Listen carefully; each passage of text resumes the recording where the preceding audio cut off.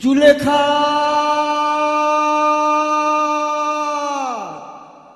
জুলেখা,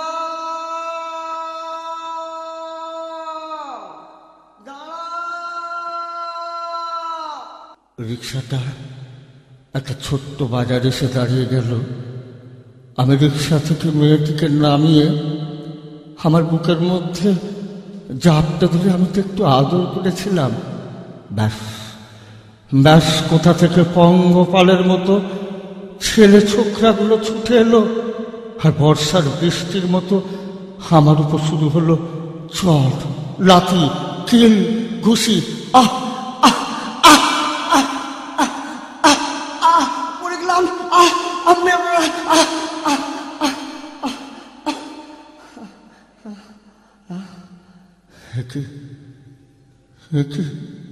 আমার কপাল কেটে, ঠোঁট কেটে রক্ত ঝরছে। এত রক্ত! হ্যাঁ,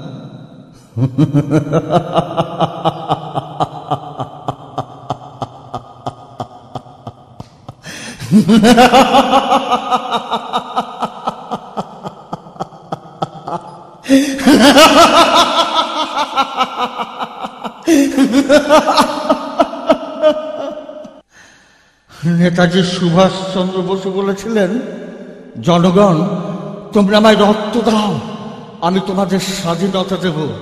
তাই তোমরা তো আমার দেহের অনেক রক্ত ঝরিয়েছ, অনেক রক্ত ঝরিয়েছ। বিনিময়ে ফিরিয়ে দাও আমার জুলেখাকে, ফিরিয়ে দাও। তা জানি তোমরা পারবে না, তা জানি তোমরা কেউ পারবে না, কেউ কোনদিন আমার জুলেখাকে ফিরিয়ে দিতে পারবে না।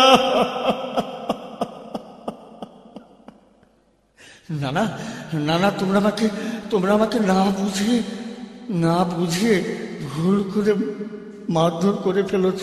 তোমাদের উপর আমার কোনো অভিযোগ নেই। তোমরা শুনবে কে জুলেখা? সত্যি আপনারা আটকে উঠবেন, কি ভয়ানক মর্মান্তিক ঘটনা ঘটে গেছে আমার জীবনে। আজ থেকে প্রায় 22 বছর আগে। কত তারিখ আজ আর মনে নেই। মনে আছে মাঘ মাসের কনকনে শীত। আমি একজন রিক্সা চালক। হ্যাঁ, লেখাপড়া শিখেও চাকরি বাকরি না পেয়ে রিক্সা চালানো কি পেশা হিসাবে গ্রহণ করেছিলাম। রেলওয়ে প্ল্যাটফর্মের নিচে অপেক্ষা করছি, রোজের মতো বাধা ধরা প্যাসেঞ্জার ওই বোরহান পোস্তাকার আসবে। কুয়াশায় ঢেকে গেছে ল্যাম্পপোস্টের আলোগুলো। প্ল্যাটফর্মের মাইকে ঘোষণা হচ্ছে, গাড়ি আসতে প্রায় 8 ঘন্টা দেরি হবে। বাবা, রাত 12টা বেজে যাবে। গাটা ছম করছে। কিছুক্ষণের মধ্যেই সারা প্ল্যাটফর্মটা ফাঁকা হয়ে গেল। সারা প্ল্যাটফর্মটা যেন খাঁ করছে। কাউকে কোথাও দেখতে পাচ্ছি না। ভয় পেলেও চলে যেতেও তো পাচ্ছি না। চলে গেলে বোরহান ওস্তাকারকে কে নিয়ে যাবে? এমন সময় গাড়ির একটা জোরালো হেডলাইটের আলো আমার চোখে পড়ল। তবে এটা কোনো মেল ট্রেনই হবে। চোখ পড়ল সামনের দিকে। দেখলাম একটা মেয়ে ওই লাইন ধরে সামনের দিকে এগিয়ে যাচ্ছে। আমি চিৎকার করে উঠলাম, ও মেয়ে, গাড়ি আসছে, সরে যাও। মেয়েটি আমার কোনো কথা শুনল না, এগিয়ে চলল। নিশ্চয়ই আত্মহত্যা করবে। তাই আমি পিছন ছুটলাম, আর মেয়েটিকে একটি ধাক্কা মেরে ফেলে দিলাম ওই রেল লাইন থেকে নিচেই পাথরের উপর। গাড়িটা ঝড়ের বেগে প্রচণ্ড শব্দ করে বেরিয়ে গেল। পাথরের উপর থেকে মেয়েটিকে যখন তুললাম, মেয়েটির কপাল কেটে রক্ত ঝরছে। কোমরের গামছাটা খুললাম, মেয়েটার মাথায় বেঁধে দিলাম। জানতে চাইলাম, কোথায় বাড়ি, কি নাম তোমার? সেই মুহূর্তেই ঢলে পড়ল, চৈতন্য হারিয়ে ফেলল। কি করব, কোথায় যাব? ভাবলাম চলেই যাক ওই বোঝানো ওস্তাকার, মেয়েটিকে আগে বাঁচানো দরকার। এত রাতে তো আর কোনো ডাক্তারখানা খোলা নেই। রমেন ডাক্তারের বাড়িতে নিয়ে গেলাম। রমেন ডাক্তার নাড়ি ধরে পরীক্ষা করলো, ঔষধ ইঞ্জেকশন দিল, বলল ঠিক হয়ে যাবে, বাড়িতে নিয়ে যাও। সমস্যা, কার বাড়ি নিয়ে যাব, কোথায় নিয়ে যাব? বাধ্য হয়ে বাড়িতেই নিয়ে এসেছিলাম। ভোর রাতে জ্ঞান ফিরে পেয়ে মেয়েটা বলতে লাগলো, আমাকে কেন বাঁচালেন আপনি, আমাকে কেন বাঁচালেন আপনি, আমি তো মরতে চাই। আমি বললাম, বলো তোমার নাম কি, কোথায় তোমার বাড়ি, আমি তোমাকে পৌঁছে দেব। হয়তো তারা তোমায় কত খুঁজছে। মেয়েটি বলল, কেউ খুঁজছে না আমায়, তারা ভাবছে আপদ গেছে, ভালোই হয়েছে। তারপর চোখের পানিতে বুকটা ভাসিয়ে দিল। সৎমায়ের জ্বালা যন্ত্রণার হাত থেকে মুক্তি পাবার জন্য আত্মহত্যার পথে বেছে নিয়েছিল। সবকিছু শোনার পর আমার মনে হলো, কি বিভৎস। না না, ওকে ওর বাপের বাড়ি অর্থাৎ সৎমায়ের কাছে ফিরিয়ে দেওয়াটা আমার উচিত হবে না। সকাল হলো, পাড়ার লোকজন জমা হলো, তারা সব শুনল এবং বয়স্ক কিছু গুরুজনের পরামর্শে স্ত্রীর মর্যাদা দিয়ে তুললাম আমি আমার ঘরে। সবাই খুশি হলো। জানেন বাবুরা, আমার সংসারে অভাব ছিল, কিন্তু একটা সীমাহীন আনন্দ, একটা খুশির জোয়ার এলো। আবিদা আমার জীবনে আসার পর 1 বছর, 2 বছর, 3 বছরের মাথায় আবিদার গর্ভে এলো এক সুখের সূচনা। দিন মাস গুনতে গুনতে এলো সেই শুভ দিন, সেই শুভক্ষণ। আবিদার যেদিন গর্ভ যন্ত্রণা শুরু হলো, তখন বাবু অনেক রাত। আমি ছুটে গেলাম ওই গ্রামের ডাক্তার আজাদের বাড়ি। আজাদ এসে পরীক্ষা নিরীক্ষা করে বলল, সর্বনাশ, বসি, রোগীর যে অবস্থা আছে, হাসপাতালে এখনই ভর্তি করা দরকার। তুই বিলম্ব করিস না, আর দেরি করিস না, তাড়াতাড়ি হাসপাতালে ভর্তি করার ব্যবস্থা কর, না হলে বিপদ হবে। আমি ছুটে গেলাম গ্রামের চাচা জলিল চাচার বাড়ি। জলিল চাচা টলি চালায়। অনেক ডাকা হাঁটা করে জলিল চাচা কম্বল মুড়ি দিয়ে সামনে হাজির হলো। খিরে বসি, এত রাত্রে কি ব্যাপার, কি হলো? আমি বললাম, চাচা, আমার স্ত্রীর অবস্থা খুব খারাপ, এখনই হাসপাতালে ভর্তি করতে হবে চাচা, আপনি চলুন। চাচা বলল, বসি, আমার তো গতকাল থেকে খুব জ্বর রে বাবা, আমি তো কোনোভাবেই যেতে পারবো না। তুই তো রিক্সা চালানো জানিস, নিয়ে যা আমার টলি। সেই টলিতে চাপিয়ে নির্জন রাতে ওই হাই রোড ধরে নিয়ে গেলাম হাসপাতালে। হাসপাতালে একটা সিট খালি নেই বাবু। বাধ্য হয়ে ভর্তি করলাম হাসপাতালের বারান্দায়। একটা নার্স নেই, একটা ডাক্তার নেই, শুধু কয়েকটা আয়া ঘোরাফেরা করছে। আর বউটা অসহ্য যন্ত্রণায় ছটফট করছে। আমি থাকতে পারলাম না। আমি ছুটে গেলাম ডাক্তারবাবুর কোয়ার্টারে। ডাক্তারবাবুর কোয়ার্টারে গিয়ে দরজায় টোকা দিলাম। অনেক ডাকা হাঁকা করে রাগান্বিতভাবে ডাক্তার বেরিয়ে এলো। আমি বললাম, ডাক্তারবাবু, আপনাকে এখনই যেতে হবে। ডাক্তারবাবু, আপনাকে এখনই যেতে হবে। আপনি না গেলে আমার স্ত্রী বাঁচবে না। ডাক্তারবাবু চলুন। ছিটকে ফেলে দিল ডাক্তারবাবু, আমার সঙ্গে এলো না।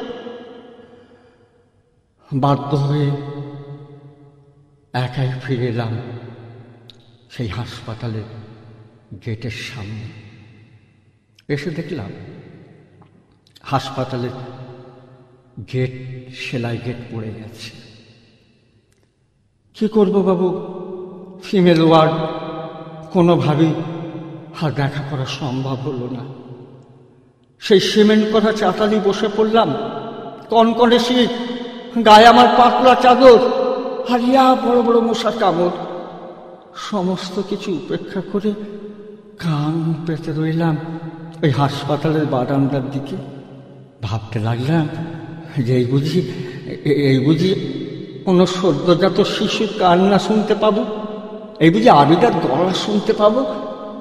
কিন্তু হায়, আমার কানে ভেসে এলো দূরের কোনো মসজিদ থেকে ভোরের আজান।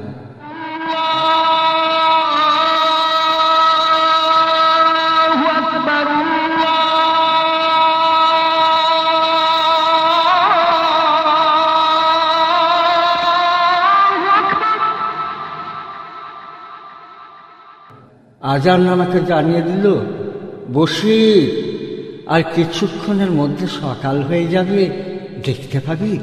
দেখতে পাবি তোর শিশু সন্তানকে, দেখতে পাবি তোর স্ত্রীকে। একটা আয়া ছুটে এলো বাবু, সেলাই গেটটা খুলে দিয়ে বলল, আপনি শিগগির যান আপনার রোগীর কাছে।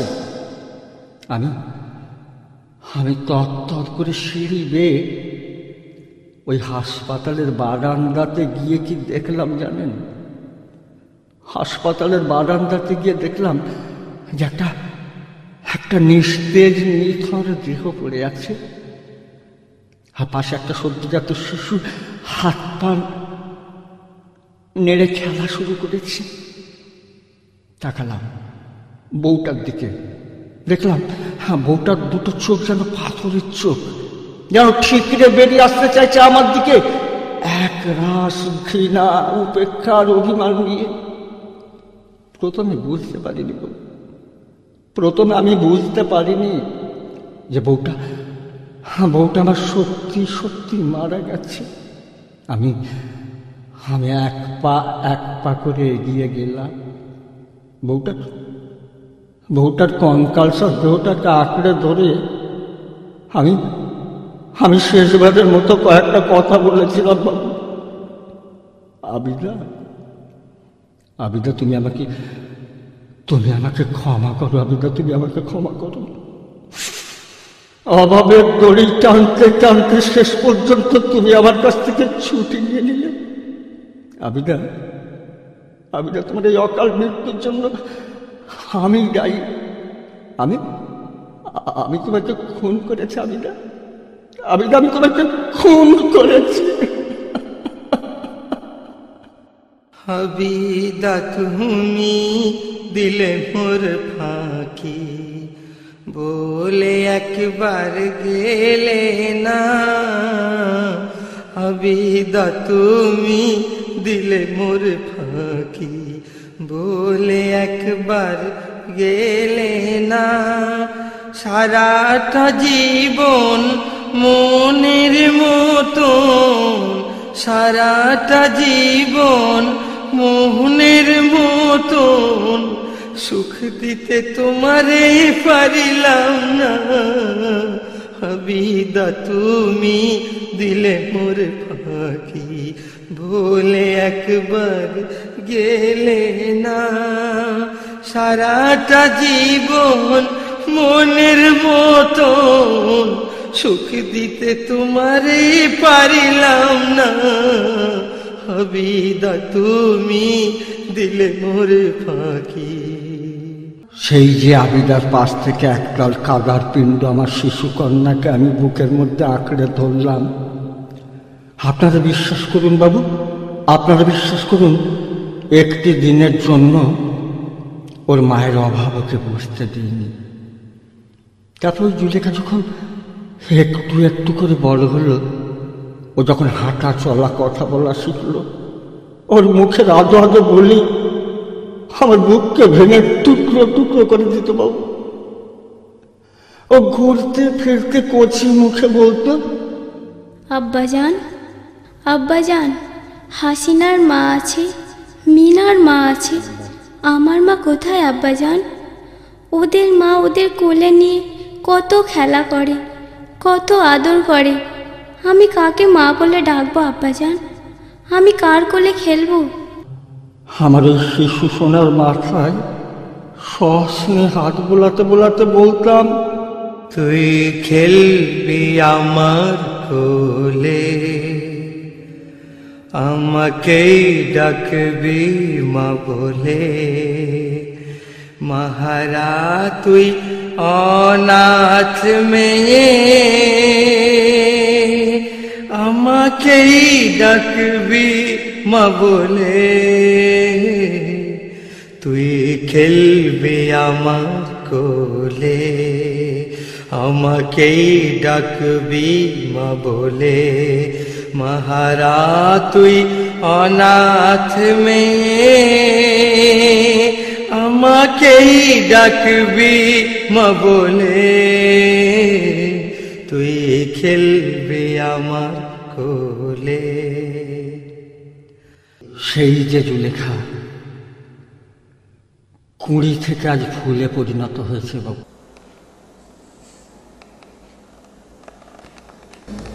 হে জুলেখা, হে কি? তুই কাঁদছিস কেন রে মা? কি হয়েছে? কাঁদছিস কেন? হ্যাঁ, কি হয়েছে? কি কাঁদছিস কেন? হ্যাঁ, আয় আয় আয় আয় আয়।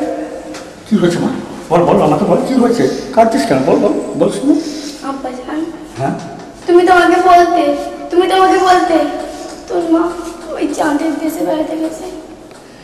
জানো আব্বাজান, হ্যাঁ, ভোর রাত্রি যখন আমার ঘুম ভেঙে যায়, জানালার ফাঁক দিয়ে আকাশে চাঁদ চোখে দেখতে থাকি, জুলেখা, ভাবতে থাকি এই বুঝি মাকে দেখতে পাবো।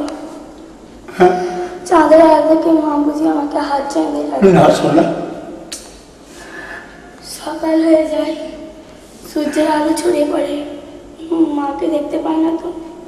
বলো না আব্বাজান, আমার মা দেখতে কেমন ছিল? তোর মা জুলেখা আমার সোনা। ওরে আমার সোনা মনে, তুই যে এক চাঁদের খনি। ওরে আমার সোনা মনে, তুই যে এক চাঁদের খনি। শুনে তোর করুণ বাণী, ঝরে শুধু চোখের পানি। ওরে আমার সোনামণি, বলিস নে রে মা কথা,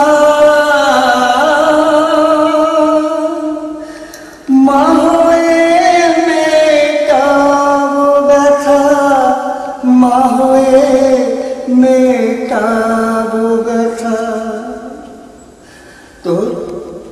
তোর কচি মুখে করুণ বলে, শুনে ভাঙে বুকের পাঁজর গুলি। ওরে আমার সোনামণি। পাড়া প্রতিবেশী সবাই ওকে দেখে বলে, জুলেখা ঠিক ওর মায়ের মতো হয়েছে। সেই চোখ, সেই মুখ, ভালো ভালো জায়গা থেকে ওর বিয়ে সম্বন্ধ আসতে থাকলো, কিন্তু পাত্রপক্ষের চাহিদা মেটানোর মতো ক্ষমতা তো আমার নেই। কারণ ওই মা মরা মেয়েকে মানুষ করতে গিয়ে বেসরকারি বাঙালি বাড়ির একটা চাকরি পেয়েছিলাম, সেটাও ছাড়তে হলো। রিক্সা একটা ছিল, তাও বিক্রি করলাম। ভাগ্যিস পঞ্চায়েত থেকে একটা ট্রলি ভ্যান দিয়েছিল, তাই রক্ষে। তা না হলে তো বাপ বেটিকে উপসী মরতে হতো। তবে বাবু, ওই ট্রলিকে মাল বলতাম না বাবু, মাল বলতাম না, মর্গের লাশ বলতাম, মর্গের লাশ। জানেন বাবু, ওই ট্রলিতে ভুল করে একদিন আমি একটা রেলে কাটা বডি তুলেছিলাম, রেলে কাটা দেহ। তারপর থেকে ওই ট্রলি আর কেউ ভাড়া করে না। সবাই বলে আমার ট্রলিতে নাকি ভূত আছে, ভূত। আর আপনারা বলেন বাবু, আমার মেয়ের বিয়েতে অত দহেজ অত পণ দেব কোথা থেকে? কিন্তু মেয়ে ছেলে বড় হয়েছে, বিয়ে তো দিতেই হবে। হ্যাঁ বাবু, পাত্র একটা জুটে গেল বাবু, জমিদার বাড়ি, বনেদি বংশ, পাড়ার প্রতিবেশী সবাই বলল ঝুলেখার ভাগ্য ভালো, রাজরানী হলো। বিআই মশাই রানীর মতো সাজিয়ে নিয়ে গেল বাবু। ও বাবু মশাইরা, আপনাদের জানতে ইচ্ছে করছে না যে আমার মেয়ের বিয়েতে আমাকে কি যৌতুক দিতে হয়েছিল, কি পণ দিতে হয়েছিল? হ্যাঁ বাবু, 10,000 টাকা নগদ, 3 ভরি সোনা, খাট পালং বিছানা, অনেক অনেক কিছু দিতে হয়েছিল বাবু। আমি আমার জায়গা জমি থাকবার ঠাইটুকু পর্যন্ত বিক্রি করে সব দিয়েছিলাম বাবু, সব দিয়েছিলাম। কিন্তু 5,000 টাকা কম পড়ে যায়। 5,000 টাকা দিতে পারিনি বাবু। আর 5,000 টাকা দিতে না পারার জন্য ওর শ্বশুর বাড়ির লোকজনেরা আমার ওই মামারা মেয়ের উপর অমানসিক নির্যাতন করে বাবু। শুধু স্বামী নয়, শ্বশুর, ভাসুর, ননদ, দেওর সবাই গালমন্দ, এমনকি মারধর পর্যন্ত করে। কিন্তু আমার মেয়ে, যাকে ছোট্টবেলা থেকে পড়িয়েছিলাম মাদ্রাসায়, শুনিয়েছিলাম শপথধারিণী জান্নাত রানী মা ফাতেমার কথা, অকিয়া, সেই আদর্শে ছোট্টবেলা থেকে মানুষ হয়ে মা আমার সবর ধরে বাপকে পর্যন্ত কিছু শোনায়নি। বেশ কিছুদিন কেটে গেল বাবু। একদিন আমি আমার মেয়ের বাড়িতে গেলাম। না, খালি হাতে যাইনি বাবু, খালি হাতে যাইনি। ওই মেয়ে জামাই বিয়াই বেয়ানের জন্য কাপড় চোপড়, মিষ্টির হাড়ি নিয়ে গিয়েছিলাম। কিন্তু আমাকে বাড়ির ভিতরে ঢুকতে দিল না বাবু, আমাকে বাড়ির ভিতরে ঢুকতে দিল না। সদর দরজায় আটকে দিল বিআই মশাই নিজে। আর আমাকে কি বললো জানেন? আপনার মতো ভিখারির সঙ্গে আমাদের কোনো সম্পর্ক নেই, আপনার মতো ভিখারির সঙ্গে সম্পর্ক রাখতে চাই না আমরা, আপনি আর কোনো দিন এ বাড়িতে আসবেন না। ও বাবু, এখানে এই বাজারে তো আমার ঘটনা শুনতে শুনতে মায়েরও দল, মা বোনেরও দল ধরেছেন, আর বাবাজিরা তো আছেন। আপনারা কি পারবেন? আপনারা কি পারবেন আপনাদের মেয়ের সঙ্গে, আপনাদের প্রিয় জনের সঙ্গে এইভাবে সম্পর্ক ছিন্ন করতে? যে মামারা মেয়েকে সেই ছোট্টবেলা থেকে কোলে পিঠে করে বড় করেছি, মায়ের মমতা, বাপের স্নেহ একসঙ্গে দিয়ে, যার কান্নায় আমি কেঁদেছি, যার হাসিতে আমি হেসেছি, তাকে কি আমি পর করে দিতে পারি বাবু? পর করে দিতে পারি? আপনারা বলুন না। পারি না। তাই তো বেআই মশাই দুটো পাকে জড়িয়ে ধরলাম। বেআই মশাই একবার, শুধু একবার আমার মেয়ের মুখটা দেখতে দিন বেআই মশাই, দূর থেকে হলেও একবার আমার মেয়ের মুখটা দেখতে দিন। সে বিয়ের দিন লাল শাড়ি পরে কাঁদতে কাঁদতে আব্বা জান বলে আমার বুকের উপর ঝাঁপিয়ে পড়লো। আমি তখন মেয়েকে সান্ত্বনা দিয়ে কান্না থামিয়ে বলেছিলাম, বাপের বাড়ি ছেড়ে চলেছ সুখের নীড়ে রে, চলেছ সুখের নীড়ে, আপন স্বামীর ঘরে।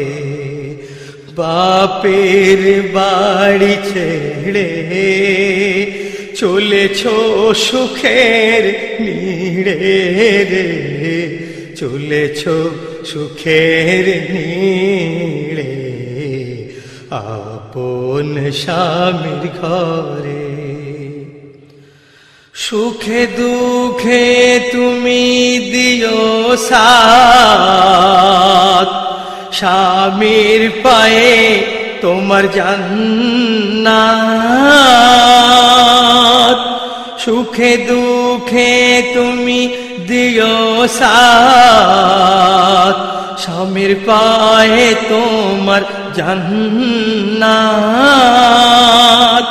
কাটাও স্বামীর সেবায়,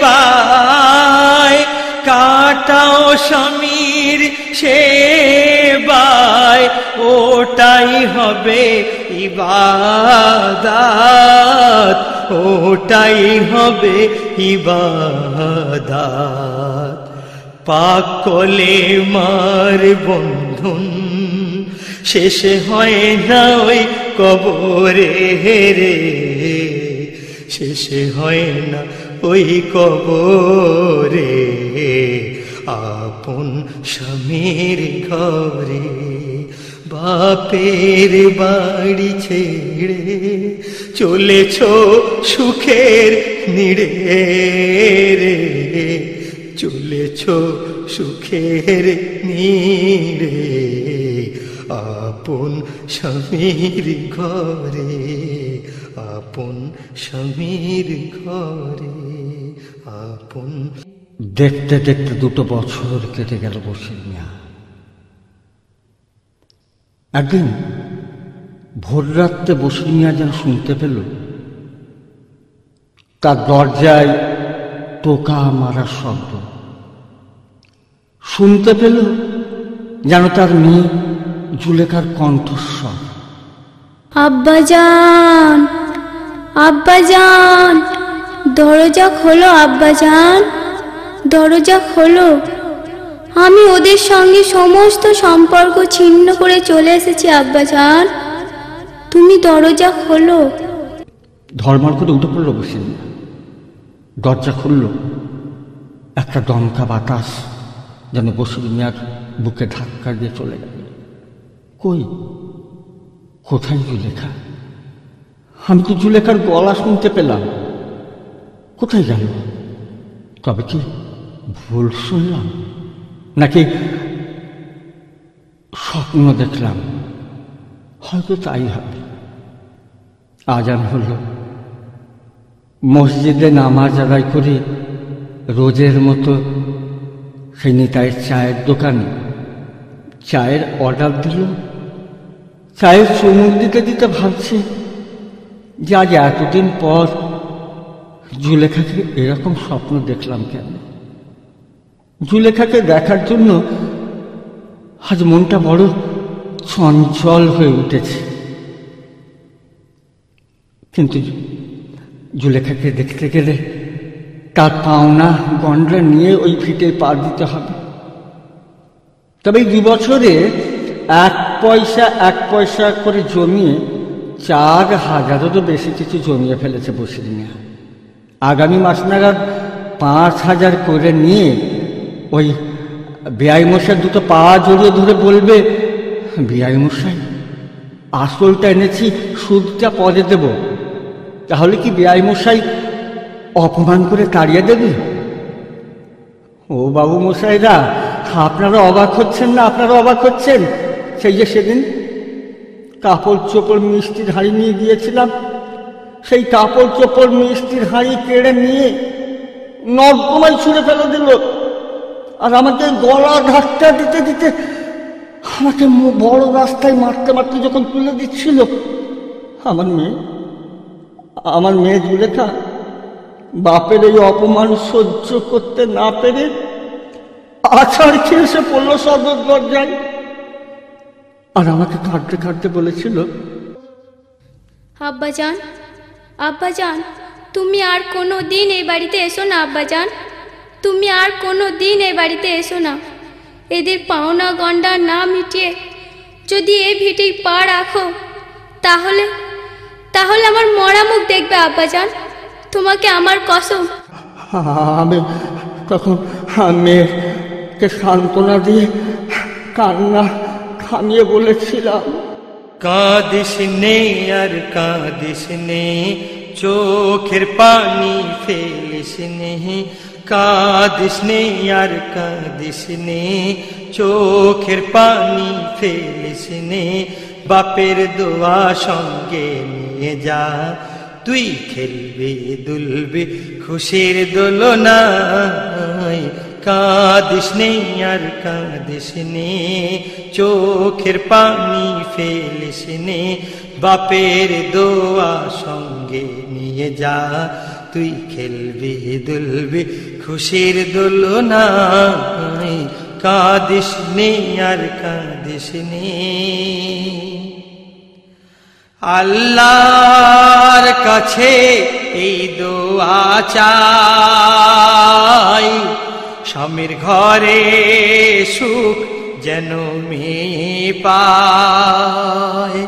আল্লাহর কাছে এই দোয়া চাই, স্বামীর ঘরে সুখ মেয়ে যেন পায়। মনের গভীরে ছবি আঁকি, চোখের দেখা দেখতে চাই। আল্লাহ যেন দেখায় গো আমায়, আল্লাহ যেন দেখায় গো আমায়। দিন কাটে আক্তারের এই ভাবনায়, আল্লাহ যেন দেখায় গো আমায়। দিন কাটে আক্তারের এই ভাবনায়। মায়ের স্নেহ দিয়েছি তোমায়, বাপের শেষ দোয়া হলো এটাই। কাঁদিস নে আর কাঁদিস নে, চোখের পানি ফেলিস নে। বাপের দোয়া সঙ্গে নিয়ে যা, তুই খেলবি দুলবি খুশির দোলনায়। কাঁদিস নে আর কাঁদিস নে। জুলেখার কসমের দড়িতে আমার পাটা বাঁধা ছিল, না হলে পৃথিবীর কোনো শক্তি পারত না, পৃথিবীর কোনো শক্তি পারত না আমাকে আমার জুলেখা থেকে আলাদা করে দিতে। লোহার শিকল ছিলেও চলে যেতাম বাবু, লোহার শিকল ছিলেও চলে যেতাম। তো আজ ভাবছে বসির মিয়া, চাটা শেষ করে ভ্যানে বসে বসে, যার দু চারটে লাশও ঢুকছে না যে মর্গে পৌঁছাবো। আগে আগে বাবু ওইসব লাশ নিয়ে যেতে ভয় করত। আল্লাহকে জানাতাম, আল্লাহ আমার বাপ বেটিদের যদি না খাওয়া জোটে না জুটুক, তবে এই ধরনের অজ্ঞাতে মৃত্যু কারো না হয় আল্লাহ, কারো না হয়।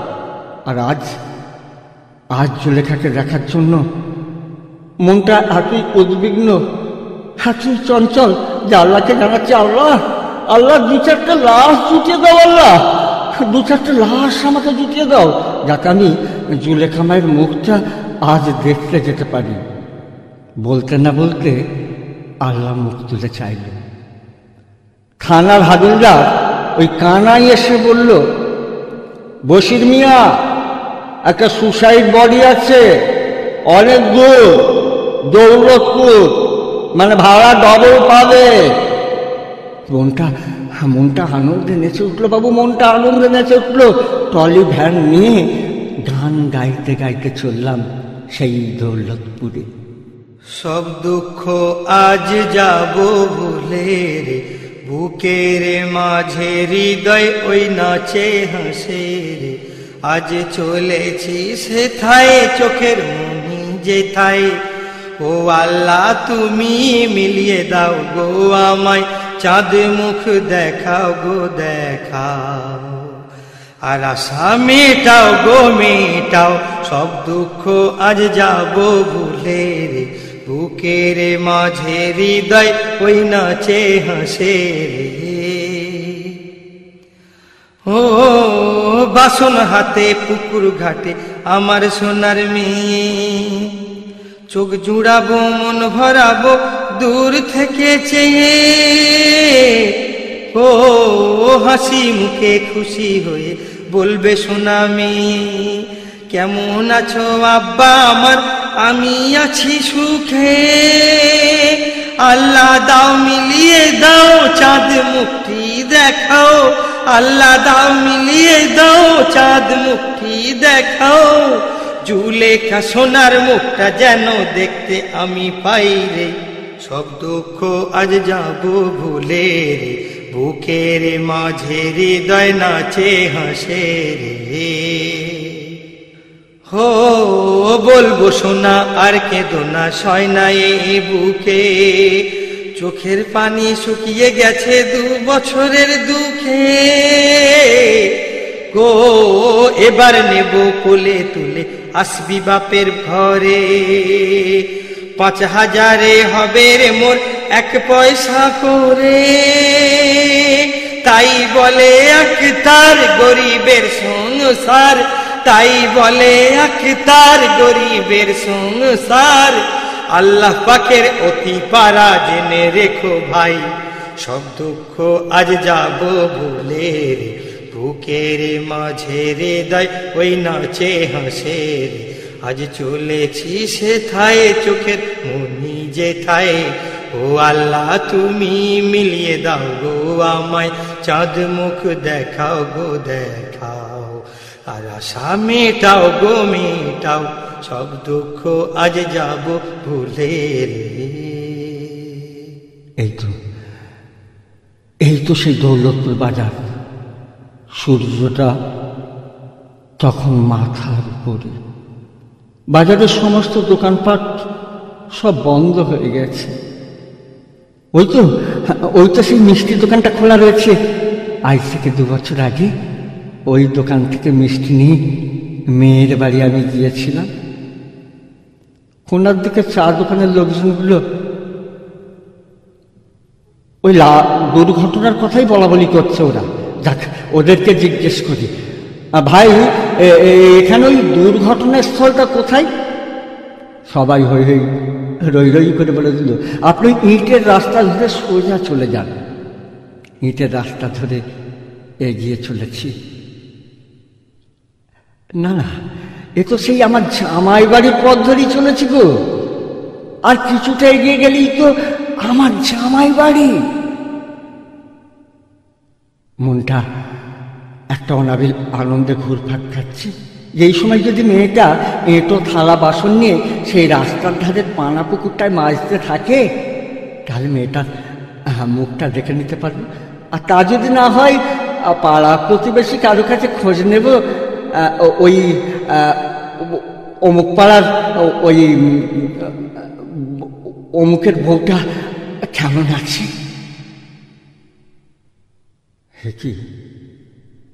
হে তো আমি আমার জামাই বাড়ির সদর দরজার কাছে এসে গেছি। আরে জামাই বাড়ির সদর দরজায় কত লোকজন ভিড় করে আছে কেন?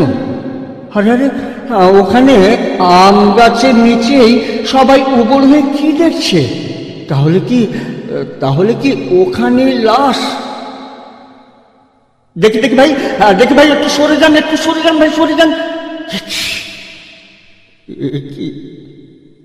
জুলেখা মর্গের লাশ? না না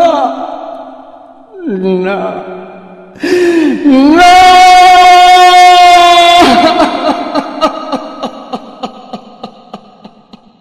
লেখা রবে না ইতিহাসে অভাগী জুলেখার নাম। নবী পাকের আদর্শ বলে ভাই, অন্যায়ের প্রতিকার চাই। দহেজ দেখো রুকে নিল, দহেজ দেখো রুকে নিল। আজ জুলেখা প্রাণ হারালো, দহেজ দেখো রুকে নিল। আজ জুলেখা প্রাণ হারালো। কোন পোথা সর্বনাশা যেন ভাই, কোন প্রথা সর্বনাশা, আজ কোন প্রথা সর্বনাশা, যেন ভাই কোন প্রথা সর্বনাশা। যে দহেজ নারীর জান চলে যায়, সেই দহেজ হারাম যেন ভাই। যে দহেজ নারীর জান চলে যায়, সেই দহেজ হারাম যেন ভাই। কত স্বপ্ন নিয়ে আসা, কত স্বপ্ন নিয়ে আসা, স্বামীর ঘরে বাঁধে বাসা নারী, স্বামীর ঘরে বাঁধে বাসা। নির্দয় হয়ে স্বামী আঘাত হানিল, দহেজ দেখো রূপ কি নিল, আজ জুলেখা প্রাণ হারালো, দহেজ দেখো রূপ কি নিল, আজ জুলেখা প্রাণ হারালো। কোন প্রথা সর্বনাশা, যেন ভাই কোন প্রথা সর্বনাশা। ও গো কোন প্রথা সর্বনাশা, যেন ভাই কোন প্রথা সর্বনাশা, কোন প্রথা সর্বনাশা, যেন ভাই কোন প্রথা সর্বনাশা। আপনারা দেখলেন বাপের কাঁধে মেয়ের লাশ।